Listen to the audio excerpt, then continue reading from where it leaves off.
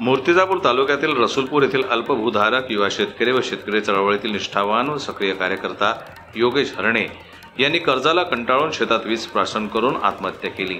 26 मार्च रोजी रात्रीच्या वेळी शेतात विष प्राशन करून आपली जीवनयात्रा संपवणाऱ्या योगेश हरणे यांच्या पत्नीचं 4 महिन्यांपूर्वी कर्क आजाराने निधन झालं होतं। घरी जेमतेम शेती, डोईवर कर्जाचा डोंगर, त्यातही नापिकी, पत्नीचा आजारपण, मुलांच्या शिक्षणाचा खर्च, सतत या विवंचनेत राहणाऱ्या योगेश प्रकाश हरणे यांनी शेवटी मृत्यूला कवटाळलं। 26 मार्च रोजी रात्री 11 वाजता शेतात जाऊन विष प्राशन केलं। दरम्यान त्यांना उपचारासाठी अकोला सर्वोपचार रुग्णालयात दाखल केलं, परंतु उपचारादरम्यान त्यांचा मृत्यू झाला।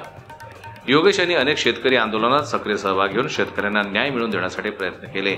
योगेश हरणे शेतकरी संघटनेच्या माध्यमातून अनेक कार्यकर्ते घेऊन मूर्तिजापूर तालुक्यातील तमाम शेतकरी बांधवांसोबत शेतकरी विरोधी व्यवस्थेच्या विरोधात त्यांनी आंदोलनं केली।